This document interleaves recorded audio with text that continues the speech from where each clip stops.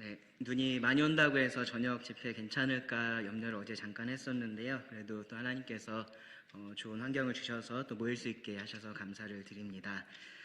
오늘은요 시편 87편 말씀을 함께 나누겠습니다. 시편 87편이고요. 하나님의 성, 하나님의 사람들이라는 제목으로 오늘 말씀을 나누려고 합니다. 하나님의 성, 하나님의 사람들, 하나님의 성, 도시를 의미를 합니다. 혹시 부심이라는 말 들어보셨나요? 부심. 그 주심 말고 부심, 뭐 그럴 때 쓰는 부심 말고요. 최근에 이제 사람들이 많이 쓰고 있는 그러한 신조어라고 할 수 있는데 부심이라는 표현을 씁니다. 아주 낯선 표현은 아니에요. 자부심에서 자자를 뺀 건데요. 이제 무언가를 굉장히 자랑스러워하는 마음, 이제 그렇게 이야기를 할 수 있을 것 같습니다. 그러면서 이제 무엇 부심, 이제 그런 식으로 표현을 많이 하는데, 대개는 좀 그 자부심이 지나치거나 그래서 약간 허세처럼 보일 때 이런 부심이라는 표현을 사용을 합니다. 조금은 부정적인 의미로 사용을 하는 거죠. 아주 여러 상황에서 많이 사용을 합니다. 남자들 같은 경우에 군대 부심이 있다 그래요. 그래서 이제 남자들 모여서 군대 얘기하면은 다 무슨 얘기합니까? 자기 얼마나 힘들었는지, 얼마나 고생했는지 그 얘기를 하잖아요, 그렇죠? 그러다 보면 이제 자기가 경험하지 않은 것도 막 경험했다고 하면서 이야기가 굉장히 이제 커지는 경우들이 많이 있습니다. 이름이 잘 알려진 뭐 학교를 다니거나 이제 졸업한 경우 학교 부심이라는 것이 있습니다. 그래서 일부러 그 학교를 이렇게 나타낼 수 있는 옷을 이렇게 입고 다니기도 합니다. 뭐 과잠이라 그러는데 이제 그러한 옷들을 졸업하고 나서도 그렇게 입고 다니면서 내가 그 학교 출신이다, 이제 그런 것들을 좀 나타내기도 하는 거죠. 자신이 사는 곳하고 관련된 그런 부심을 가진 사람들도 꽤 많습니다. 대구에 사는 사람들은요, 더위 부심이라는 게 있다 그래요. 그래서 자기들이 대한민국에서 가장 더운 곳에 산다, 이제 그러한 자부심이 있다라고 합니다. 왜 있는지는 잘 모르겠습니다. 뭐 파주 쪽으로 가면 이제 추위 부심 같은 게 있어요. 그래서 그쪽에 사시는 분들 가끔씩 인스타 보면은 이렇게 오늘 기온 뭐 그런 것들이 이렇게 올라오는 거 볼 수 있습니다. 이만큼 내가 추운데 산다, 이제 그렇게 얘기를 하고 싶은 거죠. 도시 자체에 대한 부심도 있습니다. 이제 가까운 남사를 생각해 보면요, 남사 안에 한숲이라는 곳이 생겼는데 이제 그곳에 사시는 분들은 나는 남사 산다라고 얘기하지 않고요, 다 뭐라 그럽니까? 나는 한숲시티에 산다라고 그렇게 이야기를 합니다. 동탄에 사시는 분들 화성 산다고 얘기하시나요? 아니죠. 동탄 산다고만 얘기하지 화성 산다 그러면 약간 기분 나빠합니다. 이제 그런 것들이 있습니다. 뭐 분당 사시는 분들도 마찬가지로 이제 성남 산다라고 하지 않고 꼭 분당이라고 이야기를 해야 되고요. 뭐 이유들이야 여러 가지가 있겠지만 기본적으로 그 도시가 가지고 있는 그 특별함을 좀 긍정적으로 생각을 하고 있는 거고요. 이제 그것을 좀 이렇게 나타내고 싶은 그런 마음이 있다라고 할 수 있습니다. 그런데 실제로 그 긍정적인 부분, 자기가 생각할 때 긍정적이다라고 생각하는 그런 특별한 부분이요, 아무도 인정하지 않는 것이라면은 사실은 그런 자부심이라는 것은 의미가 없는 부심이고 허세라고 말을 할 수 있을 거예요. 근데 반대로 인정할 수 있는 특별함, 누구나 이제 그것을 인정할 만하다라고 하면요, 그러한 자부심은 당연한 것이라고 우리가 말을 할 수 있을 거고요, 또 다른 사람의 부러움도 자연스럽게 사게 될 겁니다. 제가 이 얘기를 처음에 하는 이유가 뭐냐면요, 이 시편 87편이 이런 도시에 대한 자부심으로 가득 차 있는 시편이기 때문에 그렇습니다. 이 도시는요, 우리가 말씀을 읽었었던 것처럼 1절부터 3절에서 말하고 있는 것처럼 하나님의 성이라고 표현이 된 도시이고요, 시온이라는 도시입니다. 우리들에게 더 익숙한 표현으로는 예루살렘을 말을 합니다. 하나님의 사랑을 받은 영광스러운 도시라고 그렇게 표현이 되어 있습니다. 그리고 4절부터 6절을 보시면요, 그 시온의 사람들을 볼 수가 있어요. 어떤 사람들이 그 시온에 있는지를 볼 수 있는데요, 이들은 하나님께서 그 시온에 등록하신 시온의 시민들이고요, 그래서 하나님의 사람들이라고 할 수 있습니다. 그리고 7절 말씀을 보시면은 그들이 가지고 있는 자부심, 그들이 가지고 있는 기쁨에 대해서 우리가 생각해 볼 수가 있습니다. 그래서요, 이 시편 87편은요, 하나님의 성이라고 불리는 이 시온에 대한 찬가라고 이야기할 수 있을 것 같아요. 이 시편은 이 시온이 온 세상의 중심이 되는 그러한 날에 대한 유대인들의 기대를 담고 있기도 하고요, 또 동시에 구약에는 감춰져 있었던 이 교회에 대한 기대가 또 이 안에 있습니다. 그리고 더 궁극적으로 봤을 때는 이 땅에 임할 하나님의 나라에 대한 예언적인 기대도 포함하고 있다라고 말을 할 수 있는 그러한 시편입니다. 7절밖에 안 되는 짧은 말씀인데요. 오늘 이 말씀을 통해서 이 말씀이 우리에게 어떠한 교훈을 주는지 함께 좀 생각을 해보려고 합니다. 먼저 이 시온이라는 도시에 대해서 생각을 해보겠습니다. 1절부터 3절 말씀을 볼 텐데, 이 시온이라는 도시는 특별한 도시입니다. 특별한 도시. 말씀을 읽어보면요. 그의 터전이 성산에 있으며 여호와께서 야곱의 모든 거처보다 시온의 문들을 사랑하시는도다. 하나님의 성이여 너를 가리켜 영광스럽다 말하는도다. 시온은요 본래 이 예루살렘에 있는 산인데요, 해발 한 790m 정도가 됩니다. 그러니까 뭐 굉장히 높거나 크거나 뭐 특별한 그러한 산이다라고 말하기는 어려운 그러한 산입니다. 본래는 여부스 사람들이 그곳에 살고 있었었고요. 다윗이 이제 그들을 물리치고 그것을 점령하면서 성을 쌓고 그 이후로는 다윗성이라고 불린 곳이 바로 이 시온입니다. 다윗이 그곳으로 언약궤를 옮겨왔었고요. 그리고 나중에 돼서는 솔로몬이 그곳에 성전을, 하나님의 성전을 세우게 됩니다. 그래서 이 시온은요, 이 예루살렘 전체를 의미하기도 하고요. 더 나아가서는 이 이스라엘 전체를 지칭하는 그러한 명칭이 됩니다. 예루살렘이 조금 더 일반적으로 사용하는 표현이라면요, 시온은 조금 더 종교적이고 영적인 의미를 사용할 때 그러한 맥락에서 더 자주 사용되는 것을 볼 수가 있습니다. 1절에서 3절은요, 이 시온의 특별함을 세 가지로 말을 하고 있습니다. 1, 2, 3절에서 각각 하나씩 찾아볼 수가 있는데요. 먼저는 뭐냐면요, 하나님께서 그 터전을 세우셨다라는 데 있습니다. 하나님께서 그 터전을 세우신 겁니다. 1절은 하나님께서 세우신 하나님의 터전이 성산에 있다라고 말을 합니다.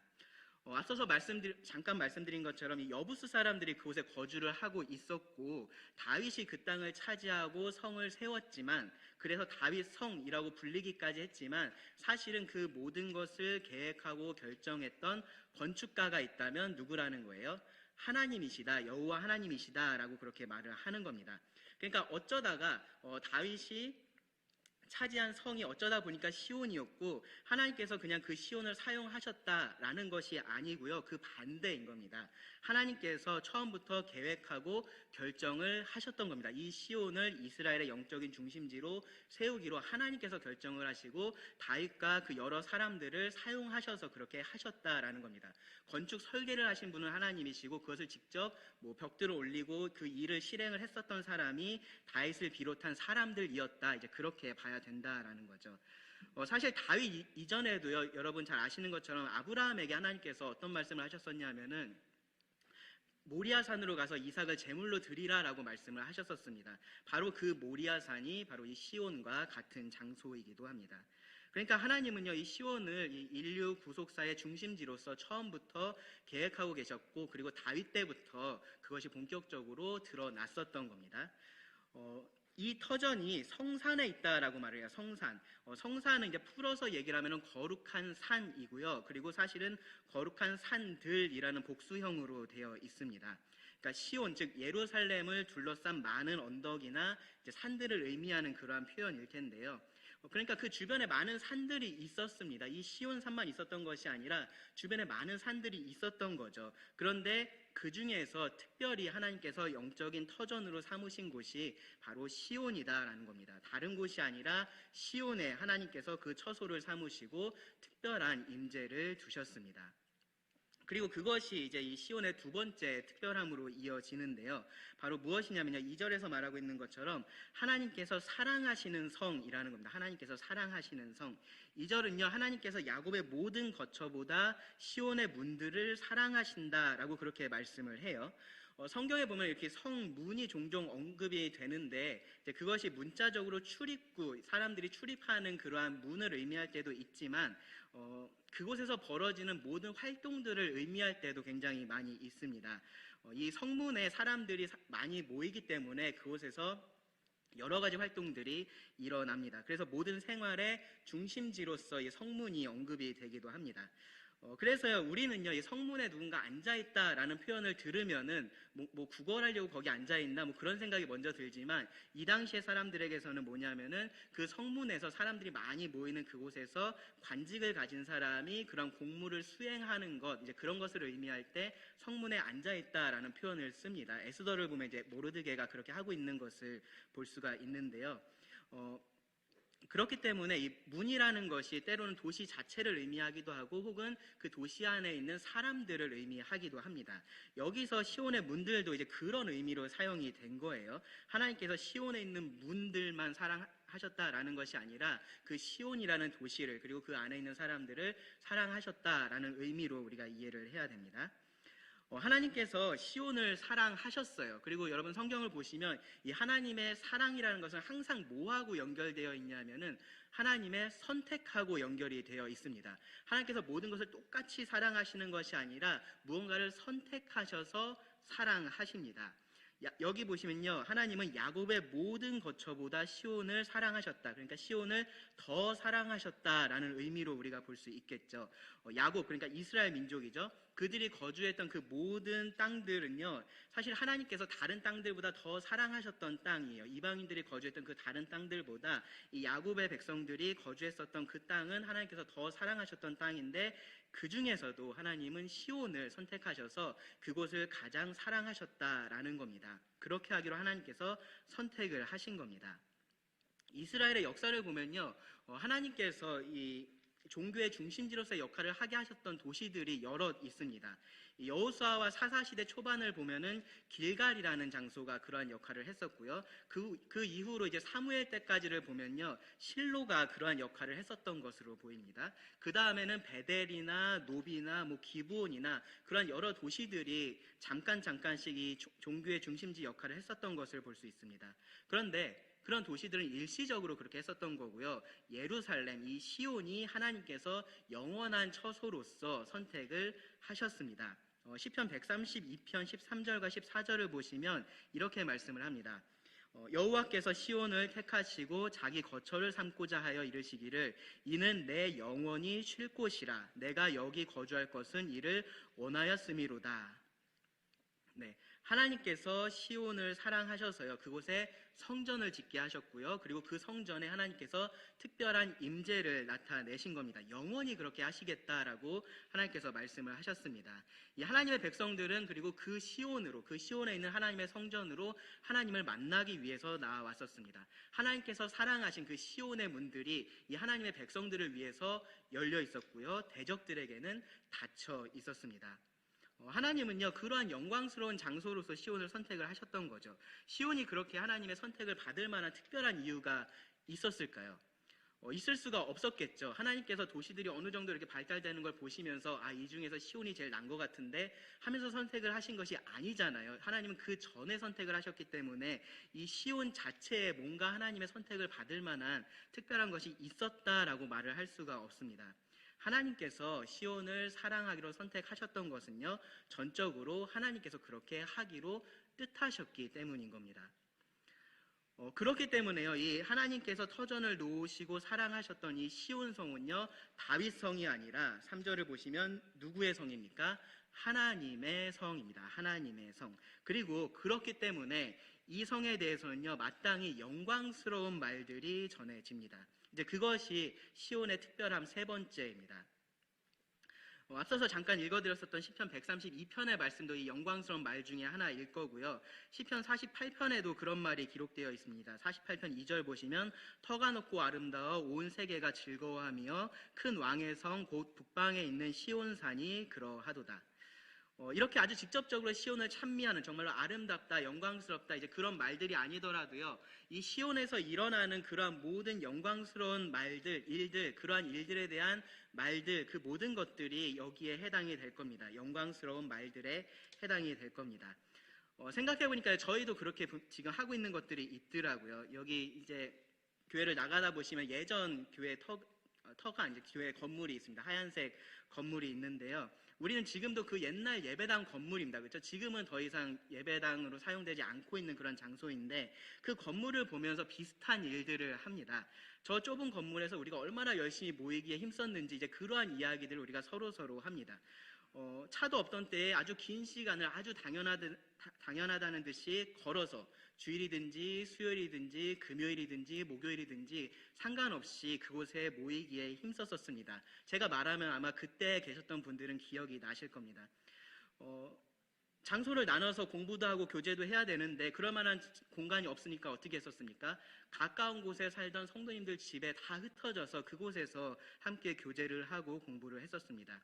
그곳에 살던 성도님들은요, 자발적이었겠지만 무조건 자기 집을 개방을 해야 했었던 그러한 때가 있었습니다. 이 주변 성도들의 집이 모두 교회 사택처럼 그렇게 사용이 됐었던 거죠.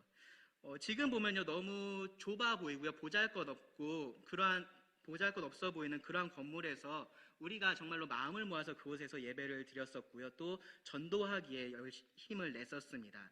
의좋은 형제 이야기 아시죠? 서로가 서로에게 이렇게 볕단을 갖다 줬었던 그런 형제들처럼 서로가 서로를 섬기는데 아까움이 없었습니다.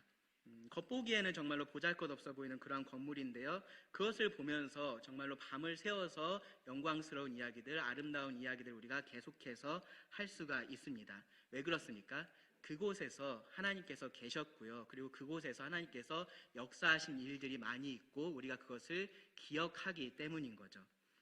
우리가 아마 다른 건물로 이사를 하게 되면요, 우리가 지나가면서 이 건물을 볼 때마다 똑같은 얘기를 그렇게 할 수 있게 될 겁니다.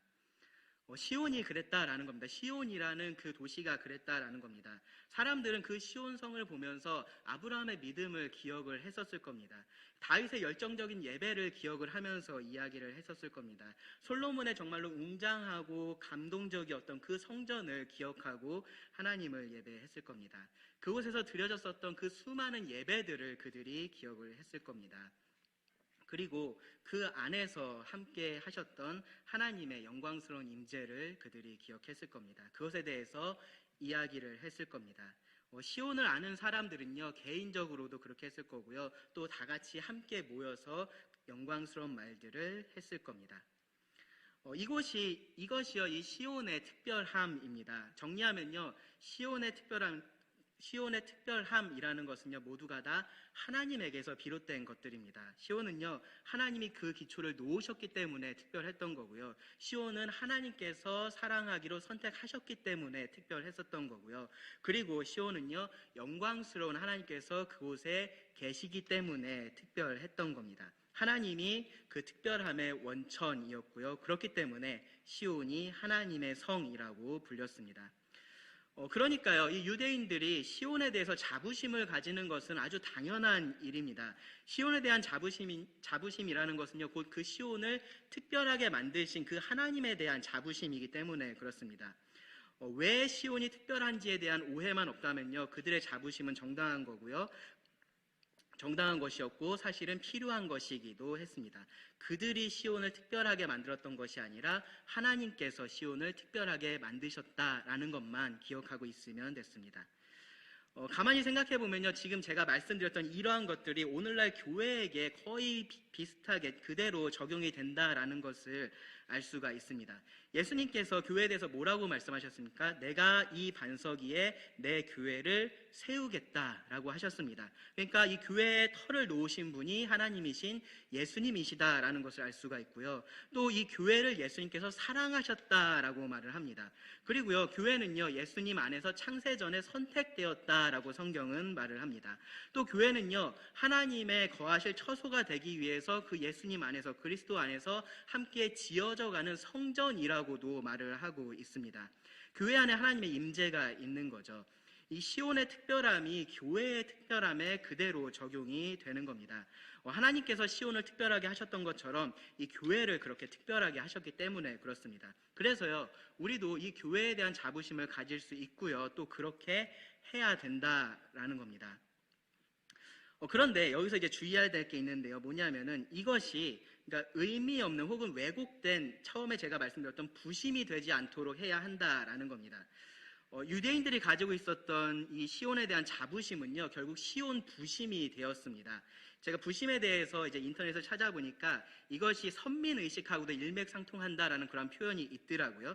근데 사실 생각해 보니까 정말로 그렇습니다. 이 유대인들 같은 경우에 그러한 선민의식이 있었던 겁니다. 이 시온을 통해서 하나님이 아니라 자신들을 특별하게, 자신들이 선택받은 특별한 민족이다라고 생각하는 그러한 잘못을 범했었던 거죠. 내가 선택을 받았고 그렇기 때문에 내가 특별하다라는 그런 생각을 했었던 겁니다. 다른 누구도 여기에 함께 할 수 없다라고 선을 그은 겁니다. 하나님이 선택하셨다라는 것을요, 내가 선택받았다라는 말로 바꾼 것뿐인데 의미상 똑같은 것 같은데, 근데 그것뿐이지만 결과는 아주 심각하게 왜곡이 됐었던 거죠. 그런데 교회도 비슷한 잘못을 할 수가 있다라는 겁니다. 이 교회에 대한 자부심이 지나치면요, 잃어버린 영혼들을 우리가 죄인 취급을 해요. 그러니까 잃어버린 영혼들이 죄인인 것은 맞지만 그들을 죄인 취급하는 것은 조금 다른 얘기입니다. 그들을 뭔가 부족한 사람처럼 우리가 대할 수가 있습니다. 진리도 모르는 것들이라면서 우리가 얕잡아 볼 수가 있는 거죠. 그들에 대한 존중이 없을 수 있는 겁니다.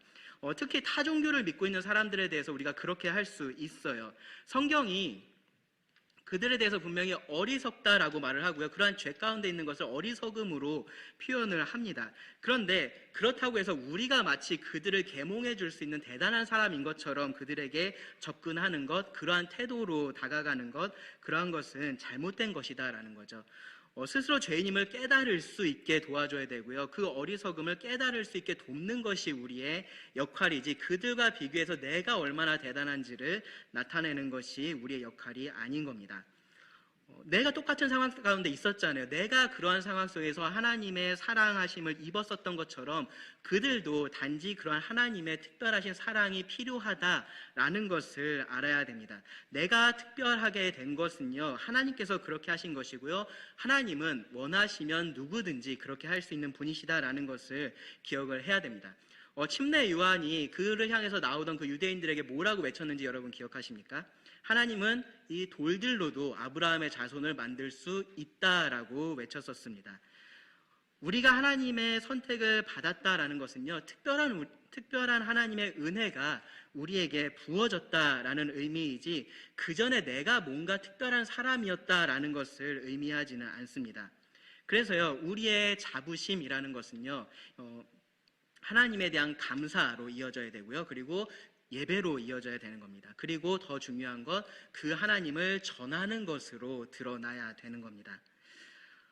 다시 이스라엘의 경우로 돌아와 보겠습니다. 이 1절에서 3절의 말씀을요, 이 이스라엘 백성들은 아주 당연하게 그리고 감사하면서 읽을 수 있었을 겁니다. 그래, 내가 살고 있는 예루살렘이 그렇지, 이 시온이 그런 곳이지 하면서 그렇게 읽을 수 있었을 겁니다. 그런데 거기서부터 이어지는 4절부터의 말씀에서는요, 어쩌면 그들 가운데 아주 충격을 받는 사람이 많이 있었을 겁니다. 앞서 말했었던 나만 특별하다, 우리만 특별하다라는 그런 잘못된 선민의식을 그들이 가지고 있었다면요, 이어지는 말씀은 심지어 불경하게 그들에게 들렸을 겁니다. 만약 누군가가, 이 성경의 말씀이 아니라 누군가가 그들에게 와서 이러한 일들이 너희 가운데 일어날 거야 라고 이야기를 했다면요, 그들은 이것을 신성모독이라고 생각했을 수 있고요, 그 사람을 배교자라고 그렇게 낙인을 찍었을 수도 있습니다. 그런데 이어지는 말씀은요, 보시면 하나님께서 직접 하신 말씀이고요, 누가 시온의 시민 중에 있을지를 하나님께서 이야기해 주시는 말씀입니다. 그리고 이것 역시요, 영광스러운, 시온에 대한 영광스러운 말 중에 하나입니다. 이 시온의 시민들에 대해서 말씀을 보겠습니다. 4절을 보시면 나는으로 시작합니다. 나는. 보면은 이 나는이 하나님 자신이다라는 것을 알 수 있습니다. 나는 라합과 바벨론이 나를 아는 자 중에 있다 말하리라. 보라, 블레셋과 두로와 구스여, 이것들도 거기서 났다 하리로다. 여기 라합이 나오니까 갑자기 라합이 왜 나오지 싶으실 수 있는데요, 이 라합은 애굽에 대한 시적인 표현으로서 종종 사용되는 그런 표현입니다. 그러니까 애굽을 말을 합니다. 애굽과 바벨론이 언급이 되고 있습니다. 아주 이스라엘 주변에 있었던 거대한 두 개의 큰 세력입니다. 거대 제국입니다.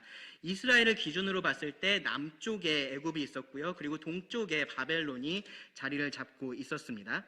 그리고 뒤에 나오는 민족들은요, 블레셋과 두로가 있는데요, 이들은 거대한 제국은 아닌데 이스라엘하고 아주 가깝게 붙어 있었던 그러한 세력들이었습니다. 서쪽에 블레셋이 있었고 북쪽에 두로가 있었습니다. 이들은 이스라엘과 가까이 있으면서 계속해서 그들을 위협하고 공격했었던 그러한 나라들입니다. 그리고 구스가 여기 언급이 되어 있는데요, 구스는 에티오피아를 말하는데 성경에서 종종 아주 먼 나라를 말할 때 대표적으로 언급되는 나라가 구스입니다. 그러니까 이 표현들을 보시면요, 이스라엘을 중심으로 동서남북에 있는 세력들, 그리고 이스라엘과 가까이 있는 민족들, 그리고 멀리 있는 민족을 모두 다 언급을 하고 있는 것을 알 수 있습니다. 공통적인 것은 뭐냐면요, 모두 이방 나라들이라는 거예요. 이방 나라들이고요. 그리고 거기에 더해서 이 이스라엘이 우호적으로 생각할 수가 없는 그러한 나라들이 여기에 다 언급이 되어 있습니다. 그러니까 이스라엘 입장에서는요, 다른 나라들은 몰라도 지금 여기에 언급된 이런 나라들은 우리하고는 함께할 수 없어라고 생각할 만한 그러한 나라들이 여기에 언급이 되어 있다라는 겁니다. 하나님은 그들 중에서, 여기 표현해 보시면은 그들 중에서 하나님을 아는 자가 있을 것이다 라고 말씀을 하세요. 그들 중에서 시온에서 난 자들이 있을 거다라고 말씀을 하십니다. 하나님을 안다라는 것, 우리가 어떤 의미인지 압니다. 하나님을 안다라는 것은 하나님을 살아계신 분으로서 인정을 하고 믿고 섬기는 것을 의미를 합니다. 하나님은요, 그들도 거기서 났다라고 표현을 하세요. 그들도 시온의 시민이다라고 선포를 하시는 겁니다. 그러니까 그들이 실제로는 어디에서 태어났는지가 상관이 없는 겁니다. 그들이 실제로는 어디에 태어났는지 관계없이 그들이 하나님을 안다면, 그들이 하나님을 믿는 자들이라면 하나님의 성인 이 시온의 시민들, 하나님의 사람들이 되는 거다라고 그렇게 선포를 하시는 겁니다. 그러면서 이제 이 놀라운 말씀을요, 시편 기자가 좀 부연 설명을 하는데 5절 6절을 보시면 시온에 대하여 말하기를 이 사람 저 사람이 거기서 났다고 말하리니 지존자가 친히 시온을 세우리라 하는도다. 여호와께서 민족들을 등록하실 때에는 그 수를 세시며 이 사람이 거기서 났다 하시리로다. 그러니까 이 모습이 하나님께서 친히 세우시는 시온의 모습이 될 거다라고 지금 이야기를 하고 있는 거예요.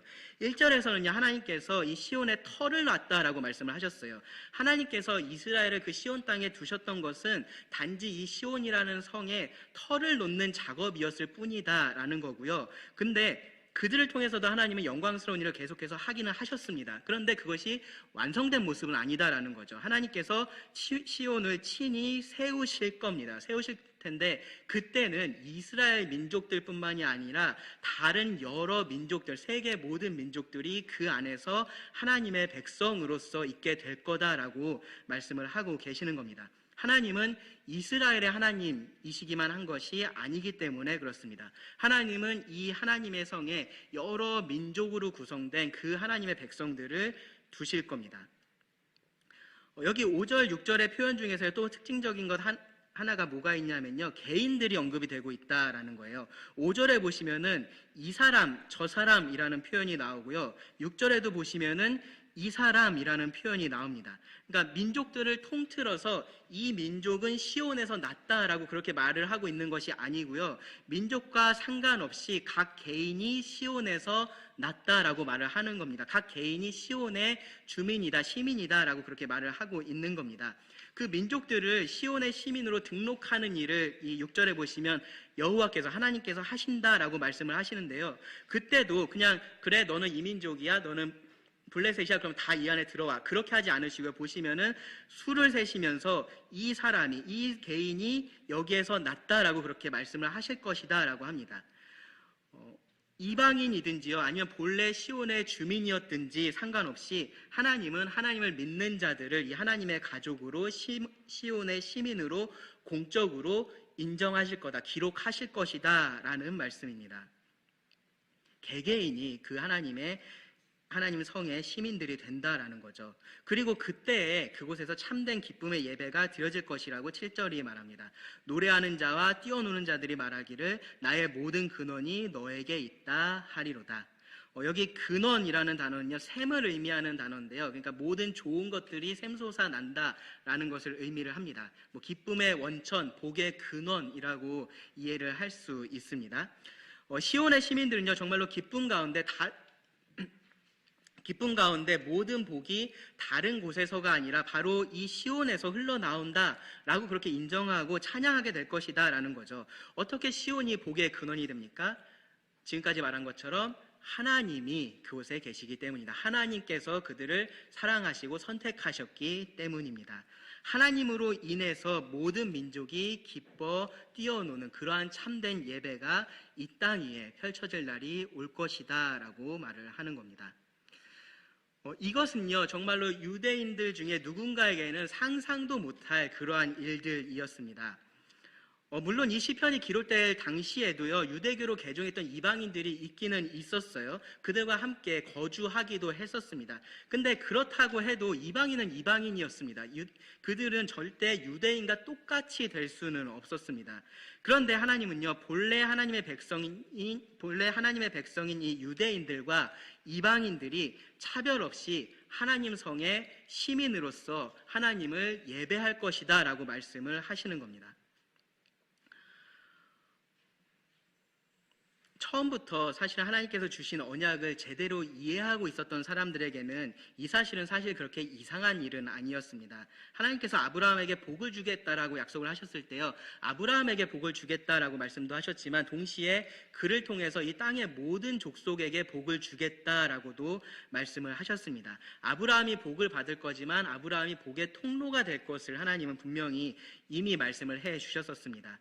다윗도요, 이 사실을 잘 알고 있었던 사람 중에 하나예요. 그래서 우리가 지난주에 살펴봤었던 이 86편을 보면요, 다윗이 그 고난 중에 하나님의 위대하심을 기억하고 찬양하면서 하나님에게 마땅히 드려져야 할 그 예배의 모습을 이렇게 기록을 했었습니다.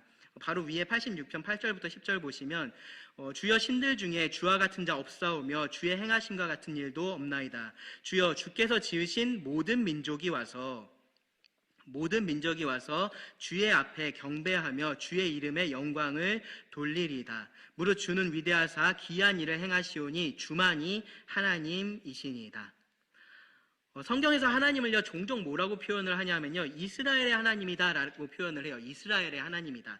근데 그 이유는요, 이 이스라엘과 하나님 사이의 특별한 관계를 강조하거나 혹은 다른 거짓 신들과 구분하기 위해서 그렇게 하는 것이지, 여러 많은 신들이 있는데 그 중에 이스라엘에 속한 하나의 하나님도 있다라고 말을 하기 위해서 그러한 표현들을 사용하는 것은 아닙니다. 하나님은 본질적으로 다른 모든 존재와 다른 분이시고요. 그래서 하나님과 같은 일을 할 수 있는 존재는 아무도 없습니다. 하나님처럼 놀라운 일을 할 수 있는 존재는 없습니다. 하나님같이 거룩하고 영광스러운 그러한 분이 계시지 않습니다. 그렇기 때문에 모든 참된 예배의 대상은요, 유일한 대상은 이 이스라엘의 하나님이신 겁니다. 그렇기 때문에 이스라엘뿐만 아니라 모든 민족이 와서 그 하나님을 경배하는 것이 맞고 그의 이름에 영광을 돌리는 것이 맞다라고 성경은 계속해서 말을 하는 겁니다. 그러니까 그것이 이상한 일일 수가 없는 거예요. 왜냐하면 위대하신 하나님, 다른 어떤 신과도 같지 않으신 하나님은 한 분밖에 계시지 않기 때문에 그렇습니다. 그래서요, 여러 선지서에서도 이 동일한 예언의 말씀들을 우리가 확인을 할 수 있는데요, 제가 두 곳만 읽어드리겠습니다. 이사야 19장 24절 25절을 보시면, 그날에 이스라엘이 애굽 및 아수르와 더불어 셋이 세계 중에 복이 되리니 이는 만군의 여호와께서 복주시며 이르시되 내 백성 애굽이여 내 손으로 지은 아수르여 나의 기업 이스라엘이여 복이 있을지어다 하실 것임이라. 애굽과 아수르와 이스라엘이 같은 하나님의 백성으로서 불려지고 있습니다. 스가랴 2장 10절과 11절을 보시면요, 또 이렇게 말씀합니다. 여호와의 말씀에 시온에 따라 노래하고 기뻐하라. 이는 내가 와서 너의 가운데 머물 것임이라. 그날에 많은 나라가 여호와께 속하여 내 백성이 될 것이요 나는 너의 가운데에 머물리라. 네가 만군의 여호와께서 나를 너에게 보내신 줄 알리라. 그러니까 이것이 아주 마땅한, 아주 당연한 모습인 겁니다. 하나님께서 애초에 이스라엘을 선택하시고요, 그들을 약속의 땅으로 인도를 하시고 이 시온에 자기의 임재를 두셨던 그 목적이 바로 그들만 복주기 위해서가 아니라, 그들의 예배만 받기 위해서가 아니라 그들을 통해서 열방이, 다른 모든 민족들이 하나님을 알게 하기 위해서였습니다. 하나님께서 그들에게 복을 주시는 그 모습을 그 주변에 있는 많은 민족들이 와서 보고 살아계신 하나님을 그들도 자기 하나님으로 인정하게 되고 섬기게 하기 위해서 하나님은 그렇게 하셨던 겁니다. 그런데 이스라엘이 이 목적을 잃어버렸었던 겁니다. 이 목적을 잃어버린 이스라엘은 어떻게 했었냐면요, 한편으로는 그 이방인들을 무시를 했었고요, 그런데 다른 한편으로는 어떻게 했냐면은 그들이 이방인처럼 되어 갔습니다. 그들과 똑같은 민족이 되어 갔습니다. 그러니까 이 이방 민족들이 이스라엘을 볼 때 어떠한 특별함도 볼 수가 없었던 겁니다. 아까 이 시온이 하나님께서 선택하신 도시로서 특별하다라고 말씀을 드렸는데, 이방 민족들이 볼 때 그 이스라엘에 어떠한 특별함도 발견할 수가 없게 되었다라는 거죠. 그렇게 됐을 때 어떻게 하나님께서 하셨습니까? 하나님께서 그 이스라엘을, 하나님의 백성인 그 이스라엘을 시온에서 쫓아내셨습니다. 그들이 포로 생활을 하게 만드셨습니다. 하나님께서 보여주셨던 이 영광스러운 시온의 모습을 그들이 경험하지 못하게 된 겁니다. 하지만 그렇다고 해서 이 이스라엘에게 모든 희망이 사라진 것은 아닙니다. 성경은 여전히 이스라엘 민족이 민족으로서 회복될 날에 대해서 말씀을 하고 있습니다. 우리가 계시록 말씀을 계속 배우다 보면 이제 그 부분에 대해서 배우게 될 텐데요. 주님께서 이 땅에 오셔서 이 땅에 하나님의 나라를 시작하실 때, 그때 이 시온이 다시 한번 세계의 영적인 중심지가 되고 그곳에 이스라엘이 있게 될 겁니다. 그리고 그들이 그 영광스러운 시온의 모습을 아주 생생하게 경험하게 될 겁니다. 그리고 나서는요, 영원한 하나님의 도성인 하늘의 예루살렘에서 모든 하나님의 백성들이 함께 즐거움으로 하나님을 예배하게 될 겁니다. 그것이 성경이 말하고 있는 이 시온의 미래입니다. 시편 87편의 말씀은요, 그 성취를 기다리고 있는 말씀이고요, 지금도 우리는 그 성취를 기다리고 있습니다. 그런데요, 그 전에 우리가 그 즐거움을, 그 기쁨을 조금은 맛볼 수가 있습니다. 바로 교회를 통해서입니다. 오늘날의 교회를 통해서 그렇게 할 수가 있습니다. 교회가 처음 시작될 때의 모습이 사도행전 2장에 기록이 되어 있는데요. 그때 이미 이러한 민족의 장벽이 무너지는 그러한 모습이 기록이 되어 있습니다. 제가 조금만 읽어드리면요, 사도행전 2장 5절부터 보시면은, 그때 경건한 유대인들이 천하 각국으로부터 와서 예루살렘에 머물러 있더니 이 소리가 나매 큰 무리가 모여 각각 자기의 방언으로 제자들이 말하는 것을 듣고 소동하여 다 놀라 신기하게 여겨 이르되, 보라, 이 말하는 사람들이 다 갈릴리 사람이 아니냐? 우리 각 사람이 난고 방언으로 듣게 되는 것이 어찌미냐? 우리는 바데인과 메대인과 엘람인과 하면서 쭉쭉쭉쭉 자기들이 어디에서 왔는지를 이야기를 합니다. 그러면서요, 여러 지방에 사는 사람들과 로마로부터 온 나그네 곧 유대인과 유대계에 들어온 사람들과 그레데인과 아라비아인들이라, 여러 민족들이 그때 그곳에 모여 있었습니다. 근데 그들이요, 하나의 언어를 사용하는 것처럼 그들이 한 목소리를 들을 수가 있었습니다. 우리가 다 우리의 각 언어로 하나님의 큰 일을 말함을 듣는도다 하고, 성령님께서 임하셨을 때 일어났던 이 놀라운 일은요, 이 구약에 예언되었던 이 예언의 성취일 뿐만 아니고요, 이 교회 안에서는 이 민족을 포함한 어떠한 차별적인 장벽도 존재하지 않는다라는 것을 보여주는 그런 예시적인 사건이었습니다. 그래서요, 실제로 교회는 그런 하나님의 백성이 되었습니다. 어떤 민족이든지요, 하나님을 믿는다면, 하나님을 안다면 시온에서 난 자로서 시온의 시민이라고 그렇게 하셨던 것처럼, 하나님을 믿고 거듭난 자들은 누구든지 교회에 더해지면서 하늘나라의 시민이 됩니다. 갈라디아서 3장 28절 이렇게 말씀하죠. 너희는 유대인이나 헬라인이나 종이나 자유인이나 남자나 여자나 다 그리스도 예수 안에서 하나이니라. 골로새서 3장 11절은요, 거기에는 헬라인이나 유대인이나 할레파나 무할레파나 야만인이나 수구디아인이나 종이나 자유인이 차별이 있을 수 없나니 오직 그리스도는 만유시요 만유 안에 계시니라. 이렇게 거듭난 자들의 모임인 이 교회는요, 민족을 포함해서요, 그 어떤 장벽도 다 무너뜨리고요, 함께 하나가 돼서 하나님을 예배하면서요, 다가올 기쁨을 지금 누릴 수 있게 하나님께서 우리들에게 주신 선물인 겁니다. 그런데 여기서도요, 이 교회는요, 다시 한번 이 구약의 이스라엘과 같은 잘못을 저지를 수도 있다라는 것을 잊지 말아야 됩니다. 이스라엘 백성들이요, 이방인들을 무시하면서 또 한편으로는 이방인화 되어 갔었던 것처럼요, 교회도 한편으로는 세상을 무시를 하면서 다른 한편으로는 세속화가 되어 갈 수가 있습니다. 그렇게 우리가 이 복의 근원에서 멀어지면요, 하나님께서 주시는 기쁨에서도 멀어지게 됩니다. 우리가 모여서 드리는 예배나 각자의 삶에서 드리는 그 예배나 모두가 다 허울만 남게 될 겁니다. 우리는요, 그냥 모여 있을 뿐인 거지 이 세상 가운데서 영광스러운 하나님을 선포하지 못하게 될 겁니다. 왜 그러냐면은 우리가 세상과 다르지 않기 때문에 그렇습니다. 우리가 세상과 다르지 않을 때 그렇게 되는 겁니다. 장차 올 하나님의 성을 바라면서 사는 이 하나님의 사람들의 모습이 이 땅을 살고 있는, 이 땅이 전부라고 믿고 살고 있는 그 사람들의 삶하고 전혀 다르지가 않다면 누구도 하나님의 사람이 되고 싶어 하지 않을 것은 너무나 당연한 얘기이기 때문에 그렇습니다. 누구도 그 하나님의 성에서 살고 싶어 하는 마음이 생길 수가 없습니다. 누구도 하나님을 더 원하지를 않습니다. 이것이 이스라엘이 범했었던 큰 죄였고요. 오늘날 교회가 반드시 피해야 할 죄이기도 합니다. 이 시편 87편을 통해서요, 우리 자신들에게 몇 가지 좀 질문을 던져봤으면 좋겠습니다. 저 3가지 정도를 기록을 해놨는데요. 첫 번째는 뭐냐면은 나는 정말로 거듭난 하나님 성의 시민인가? 라는 질문을 스스로에게 던져보시기 바랍니다. 나는 정말로 거듭난 하나님 성의 시민인가? 하나님께서 시온을 선택하신 것이 전적으로 하나님의 뜻이었던 것처럼요, 내가 거듭나는 것도 내가 할 수 있는 일은 아닙니다. 혈통으로도 안 된다라고 성경은 말하고요, 사람의 뜻으로도 안 된다라고 합니다. 무엇으로 되냐면은 하나님의 뜻으로만 되는 것이 거듭남입니다. 하나님께서 하셔야 되는 그러한 일인 거죠. 그러니까 낮아진 마음으로 하나님의 도우심을 구하셔야 됩니다. 하나님은 겸손한 자에게 은혜를 주십니다.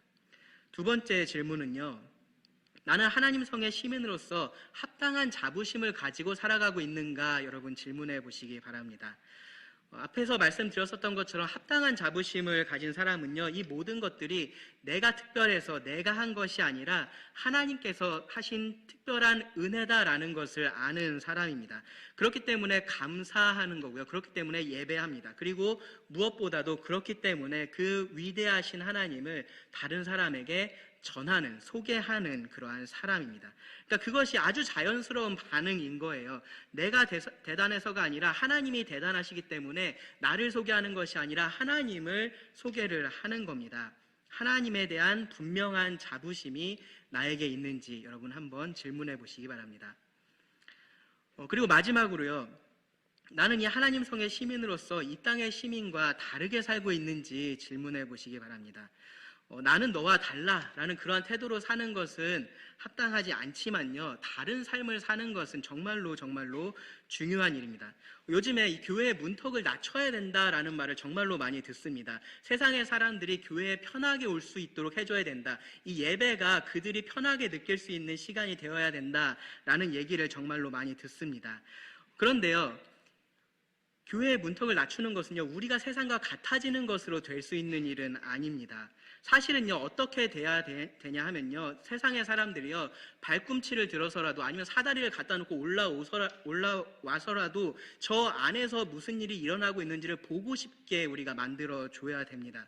왜냐하면은 그들의 삶이 자신의 삶과 너무 다른 것이 보이기 때문에 그런 겁니다. 저 안에서 도대체 무슨 일이 일어나고 있는지, 도대체 저들이 말하고 있는 그 하나님이 어떤 분이신지 궁금해할 수 있게 만들어줘야 되는 겁니다.